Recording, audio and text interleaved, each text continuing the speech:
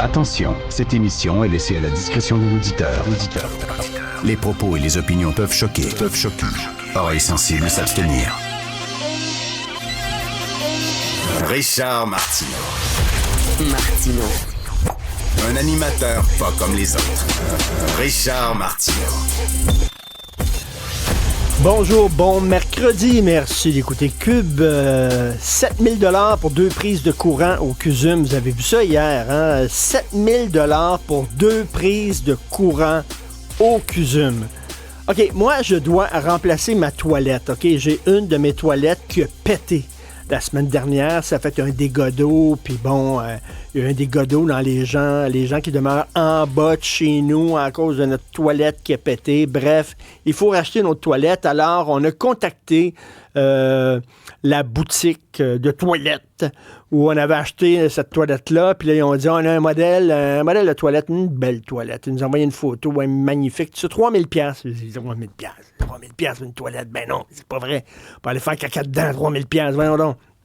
Alors, on en a trouvé une à 500 $, puis elle est bien correcte. Elle est super belle, là. Les gens ne capoteront pas, là. Elle fonctionne, on l'a flushé, puis tout est correct.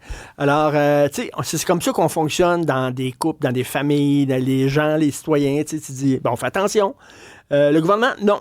7 000 $ pour 2 prises de courant, ils ne posent même pas de questions. Là. Ils disent même pas, on va aller ailleurs, là, ça n'a pas de maudit bon sens. Non. Ah ouais, let's go. On va payer ça, il n'y a pas de problème. De toute façon, des contribuables, il y en a plein. Puis en plus, ils font des enfants. Puis en plus, bon, on en importe aussi des contribuables de l'extérieur, puis ils vont payer des impôts et des taxes, eux autres. Fait que, tu sais, on va pouvoir les siphonner bien comme du monde, là. Puis il restera tout le temps de l'argent. Alors ça, c'est votre argent. Je reviens toujours là-dessus. Je ne comprends pas pourquoi les gens ne sont pas plus scandalisés de la façon dont on gaspille l'argent que nous gagnons tous à la sueur de notre front. On envoie beaucoup d'argent au gouvernement, puis c'est à gauche, à droite, puis les dépenses, puis les comptes de dépenses, puis ci, puis ça. Puis 7 000 $ pour 2 prises de courant, 3 500 $ pour une prise de courant. Are you fucking kidding me? Voyons donc. Ça, c'est notre argent. Si vous voulez aller au cinéma ce week-end, même si Joseph dit que vous devez voir au moins 3 fois de suite Mégalopolis, allez voir Amal, un esprit libre. Sophie Durocher a reçu cette semaine le réalisateur qui est Jawad Ralib. C'est un Marocain. Le gars est né au Maroc, mais il vit maintenant en Belgique. C'est un film belge, hein? Amal, un esprit libre. Et ça se passe dans une classe. On sait que c'est très multiculturel en Belgique. Et il y a des quartiers où c'est vraiment presque à majorité musulman. Alors, c'est une prof qui a une classe à peu près 90% d'enfants musulmans. Et il y a une jeune fille là-dedans qui est gay, qui est lesbienne, puis la rumeur commence à circuler à l'école. Elle est musulmane, puis elle se fait écœurer, mais vraiment harceler, intimider, battre par les autres étudiants et étudiantes musulmanes qui disent « ça n'a pas de bon sens que tu sois lesbienne, c'est contre Allah, c'est contre le Coran ». On va se le dire, là, la communauté musulmane n'est pas la communauté la plus ouverte en ce qui a trait aux trans, puis aux homosexuels et aux lesbiennes. On va se le dire.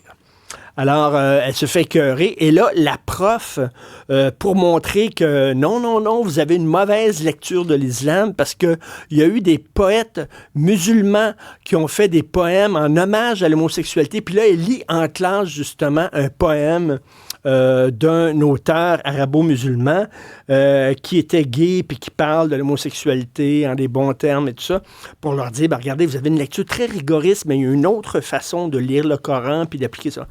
Et là, elle se fait menacer, on rentre chez elle, on détruit son appartement, je vous dis pas comment ça finit. C'est un film de fiction, mais basé sur plein de témoignages réels. Et je viens de lire La Libre News. Ça, La Libre News, c'est un journal belge, donc en Belgique. Et il y a un texte, écoutez ça, « La radicalisation de certains élèves inquiète. Je n'entends plus que c'est haram en classe. » C'est haram. En classe, il faut que ça soit haram, là, en tout cas. Et les professeurs effrayés se censurent de plus en plus pour pas heurter les convictions religieuses. Et là, il y a plein de témoignages, des gens qui témoignent sous l'anonymat. Ils ont peur. Des profs, des parents d'élèves qui témoignent sous le couvert de l'anonymat parce qu'ils ont peur de ce qui leur arriverait si jamais ils dévoilaient leur nom. Alors là, il y a des profs qui disent, écoutez, là, on a de la misère à enseigner en classe la théorie de l'évolution. Parce qu'on se fait dire, non, ça va à l'encontre du Coran, il est hors de question, les parents débarquent, ça n'a pas de sens que vous enseignez à nos enfants ce genre d'affaires-là. Et là, les profs ont peur. Rappelez-vous qu'en France, il y a 2 professeurs qui ont quand même été tués, là, justement parce qu'entre autres, ils montraient des caricatures de Mahomet ou alors ils parlaient de choses qui pouvaient heurter la sensibilité de leurs élèves musulmans. Alors, écoutez, ça se passe en Europe. Ça se passe dans des clans. Allez voir à mal un esprit libre, c'est glaçant. Ça glace le sang. Et là, vous allez dire, c'est pas ici, ça se passe en Belgique, ça se passe en France, ça se passe en Angleterre. Mais eux autres sont au front.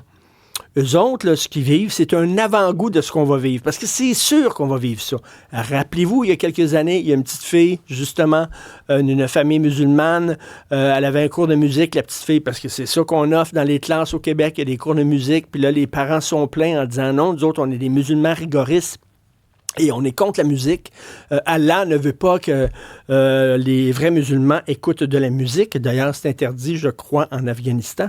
Donc, vous allez mettre des écouteurs pendant les cours de musique sur la tête de ma fille pour pas qu'elle entende la musique. Et il y a des profs, la prof de musique, elle dit OK, au Québec, là. Elle dit OK, c'est correct.